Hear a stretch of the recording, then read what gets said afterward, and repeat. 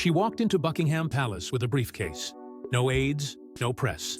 Just decades of silence ready to speak. For years, Carole Middleton was the polished mother on the sidelines, smiling at weddings, clapping at christenings.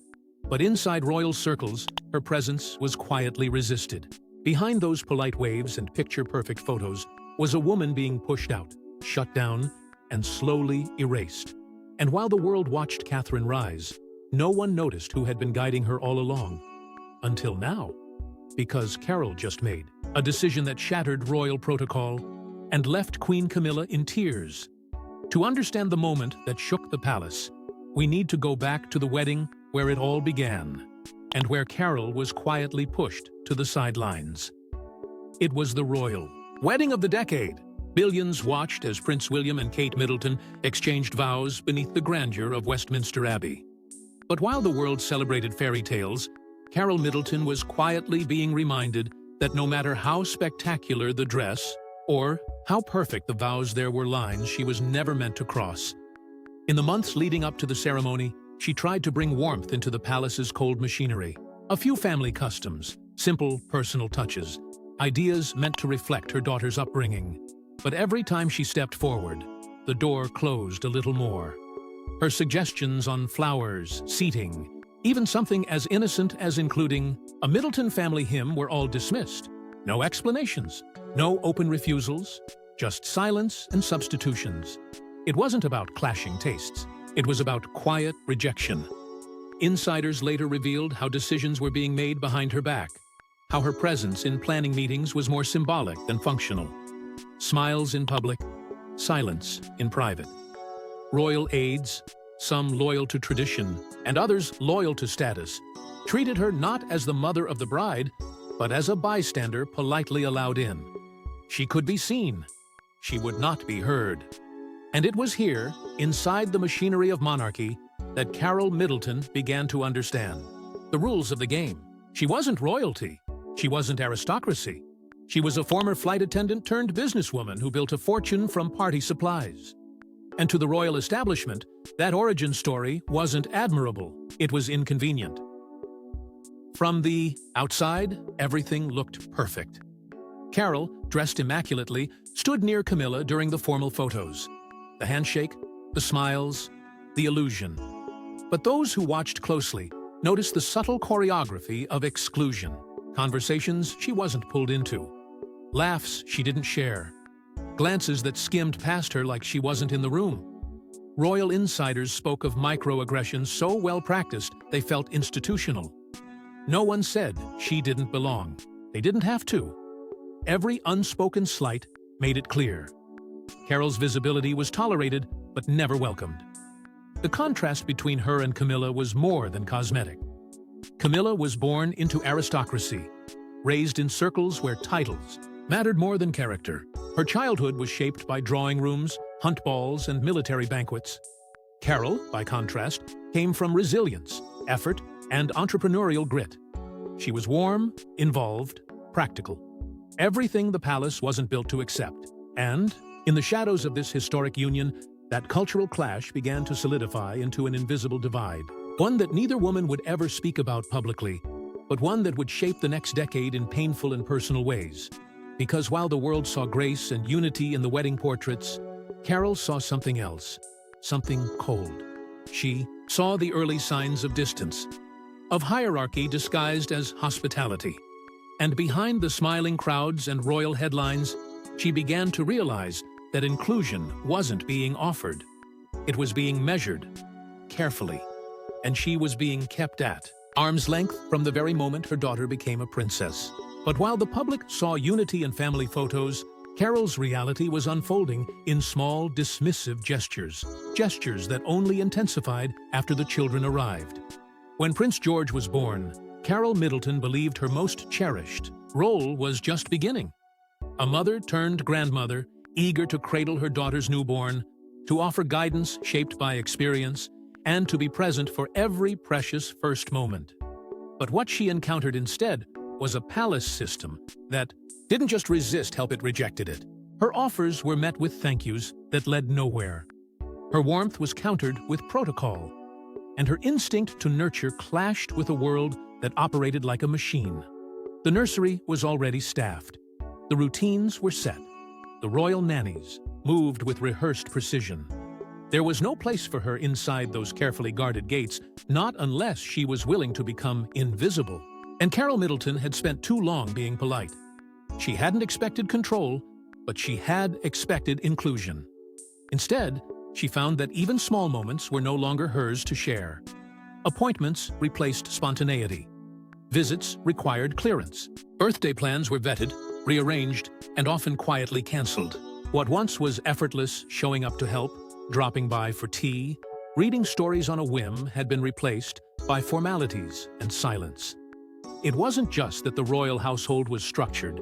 It was that the structure was being used to box her out, slowly, carefully, intentionally. Behind the scenes, whispers began to emerge. Camilla, now increasingly influential, was reportedly in favor of preserving royal boundaries. Not out of overt malice, but out of duty. She believed the monarchy functioned best when the outside stayed outside. And Carole? Carole represented everything the institution wasn't. Entrepreneurial, grounded, unfiltered. Her presence, once quietly observed, was now quietly discouraged. And the more Catherine leaned into her royal role, the further her mother seemed to drift away. Not by choice, but by design. Then came Princess Charlotte's christening. Carole had planned a small family gathering, an intimate moment of joy after the formal church ceremony. It was to be relaxed, personal, a space where both families could come together without protocol looming overhead. But just days before the event, she was informed that plans had changed. The reasons were vague. The message was clear. She wasn't part of the decision-making process. Not truly. And her efforts, no matter how well-intentioned, were now seen as interference. Once again, a moment she hoped to share had been quietly taken away. No confrontation, no explanation. Just another door closed. Carole didn't speak out. She didn't argue or demand answers. She smiled through the photo ops, clapped politely at public events, and stayed gracious.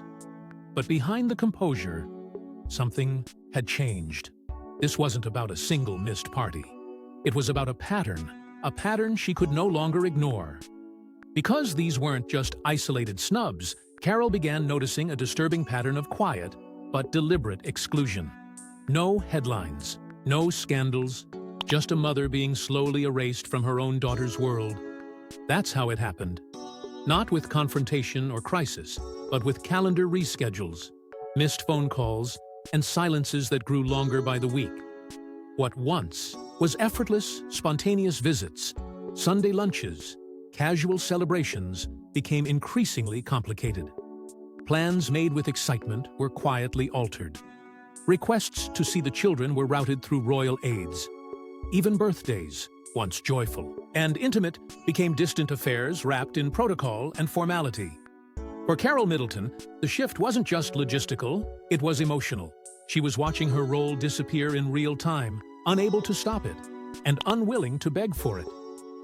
The truth was, the life Carole had built rooted in hands-on parenting, family dinners, and unconditional presence didn't fit within the machinery of the monarchy. Her family was close-knit by design. Their traditions were relaxed, filled with affection, grounded in normalcy. But that kind of closeness had no place in a system that thrived on formality. Royal life wasn't built for spontaneous hugs or unannounced visits. It was built on control, schedule, structure. And slowly, Carole realized the very values she had passed on to her daughter were being smothered by an institution that demanded distance to survive. The cultural divide was never clearer than at Prince Charles's 70th birthday celebration. It was meant to be a unifying event, an occasion where the royal and Middleton families could blend, even if only for a few hours. But instead, it became a subtle humiliation. Carole, dressed and poised, was there in the background, smiling politely. But according to those who noticed, she wasn't part of the conversation. She wasn't part of the inner circle. At one point during the event, she reportedly overheard a conversation that confirmed her deepest suspicion. A few aristocratic voices, laughing over champagne, joked about how new money could never understand legacy. It was casual, offhand, no names were used, but the message was unmistakable. And that's when something snapped. Not in anger, but in clarity. Carole had once believed that her daughter's marriage would bring two families together. That effort and love would be enough to bridge the gap. But now, she knew better. It didn't matter how dutiful Catherine was. It didn't matter how perfect she appeared in the public eye. There would always be a ceiling for Carole, an unspoken boundary she was never meant to cross. Not because of anything she had done, but because of who she was. So she made a decision, not to fight for her place, not to plead or protest, but to watch, to remember, and to begin documenting how, bit by bit, her place was being taken from her. On a cold February morning in 2025, Carole Middleton walked through the gates of Buckingham Palace alone, without aides, without ceremony, and everything changed. She wasn't invited. She didn't need to be. Clutched tightly in her hand was a briefcase. Not a prop, not a symbol, but a reckoning. For over a decade, Carole had endured the quiet humiliations. She'd played by the rules, bit her tongue, accepted the erasure. But behind the smiles and silence, she had been watching. And now, after years of being pushed aside, she wasn't just showing up, she was ready to be heard. Those closest to the palace would later whisper that what she carried wasn't gossip. It was documentation. Pages of timelines, inconsistencies, and ignored correspondence that painted a picture of systematic exclusion and something deeper, something far more unsettling. She had spent years observing not only how she had been treated, but how decisions were made. Who controlled access? Who diverted information? Who rewrote plans behind closed doors? And over time, she began to notice patterns that didn't just feel personal, they felt strategic. It wasn't just that invitations stopped coming, or that her involvement in family milestones was reduced. It was how the palace's tone had changed, how communication became colder, how budgeting lines and public-facing events didn't align with the activity happening behind the scenes. She wasn't just a mother-in-law anymore, she had become a witness, and now she was connecting the dots.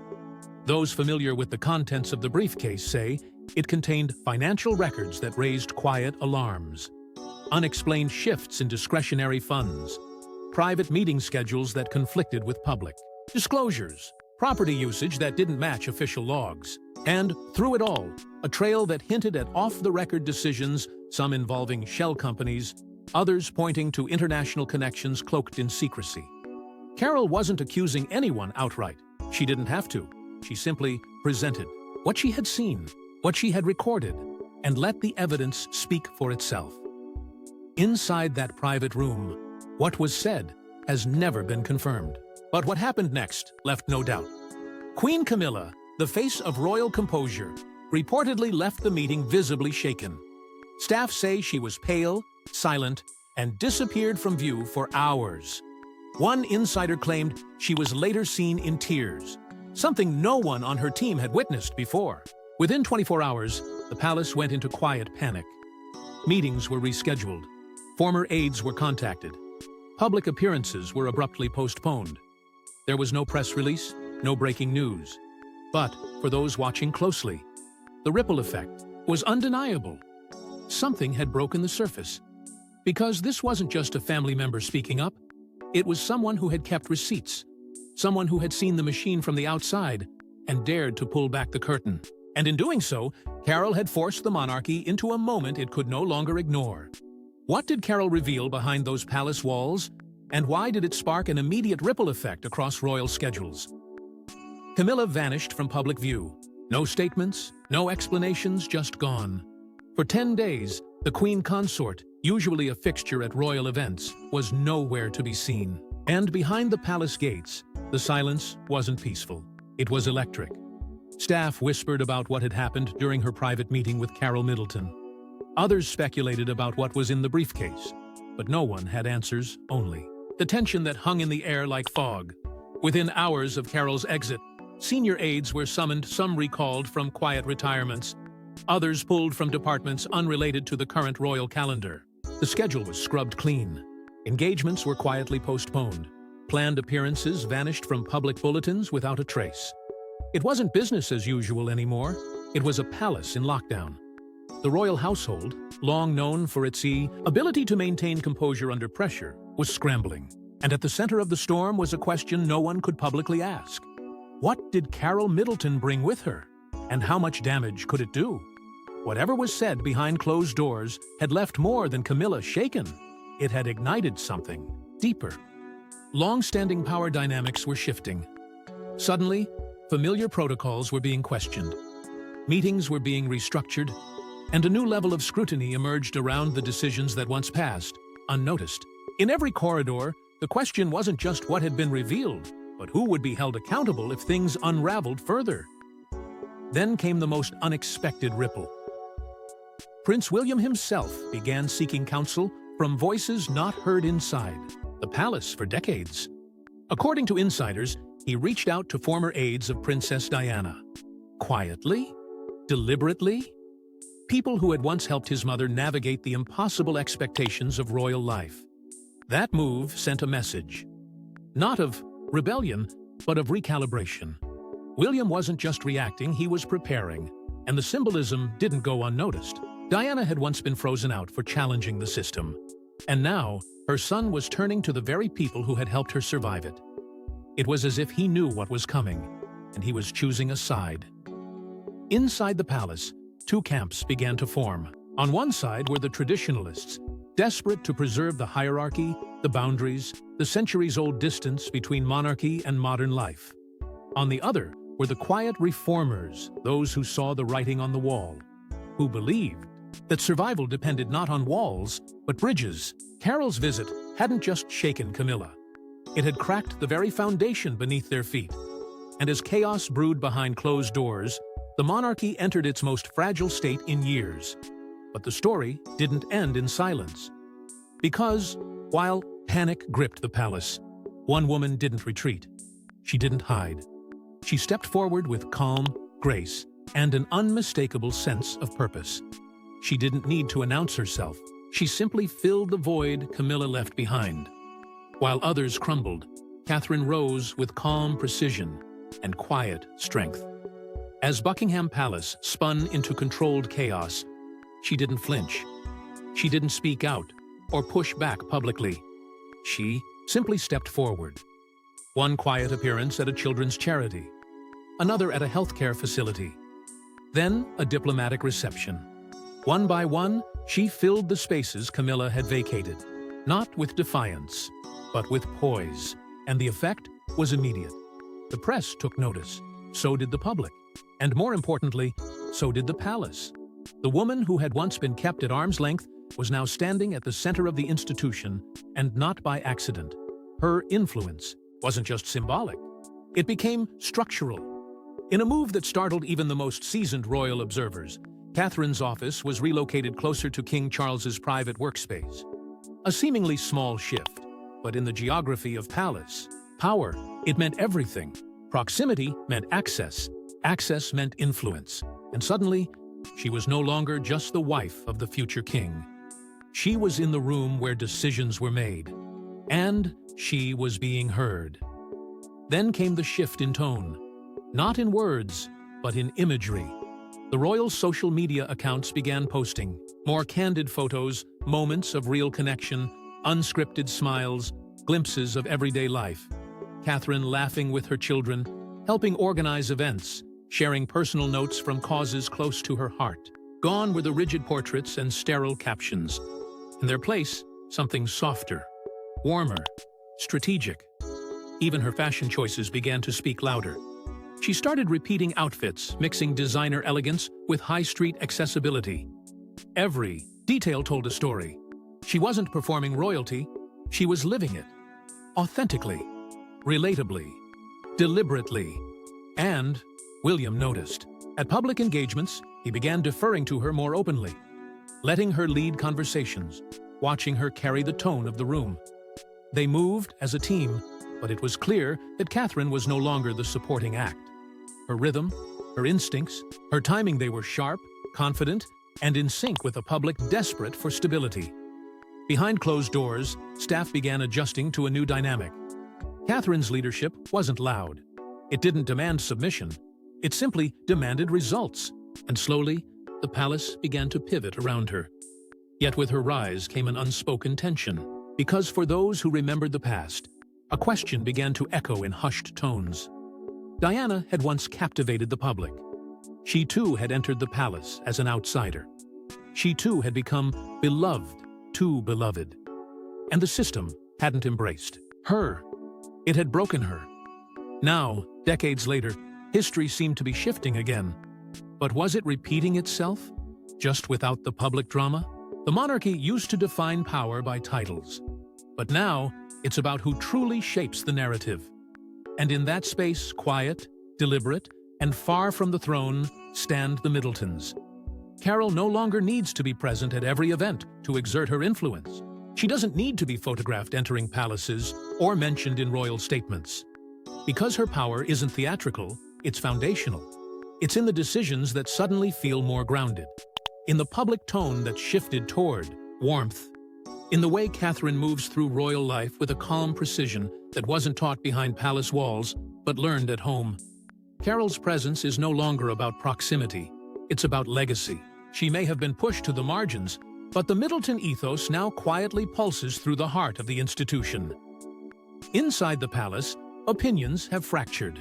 Traditionalists whisper fears that the line between monarchy and ordinary life is being blurred beyond recognition.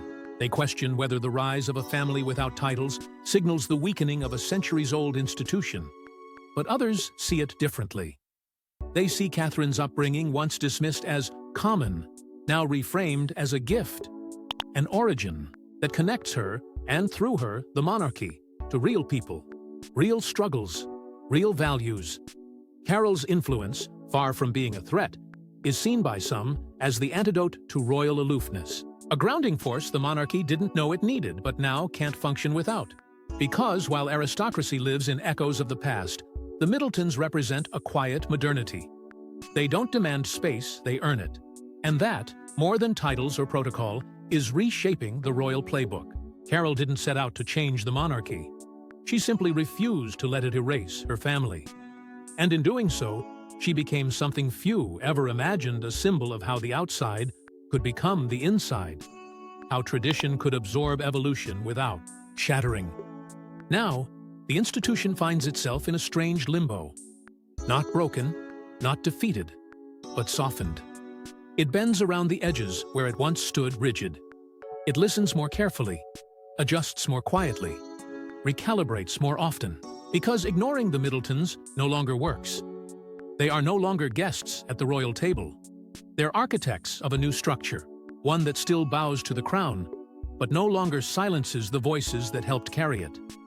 But power is only one side of the equation, and in the shadows of this transformation, a deeper shift was quietly taking shape. Because sometimes, influence isn't just about steering the future. It's about showing up. And for the Middletons, the next move wouldn't be about commanding attention, it would be about claiming presence. Carole Middleton was never meant to matter this much, but now, she may be the woman who quietly reshaped the future of the monarchy. Her decision to act didn't erupt from bitterness. It wasn't fueled by ambition. It came from something far more difficult to define and even harder to dismiss: dignity. For years, she played by the rules, stayed in the background, smiled when overlooked, accepted her place on the sidelines of royal history. But when the quiet exclusions became louder than words, and when her presence was treated as a formality, rather than family, she chose not to vanish.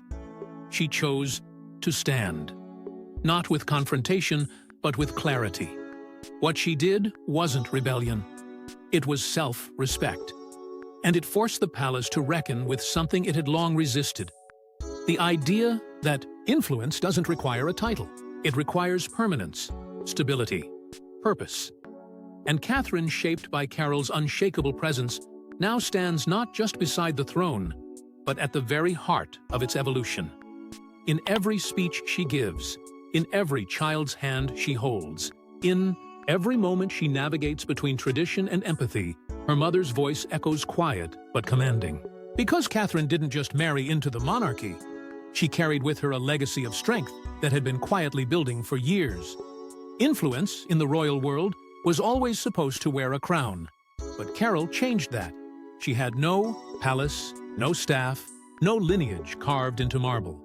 And yet, through patience, restraint, and sharp observation, she redefined what power could look like.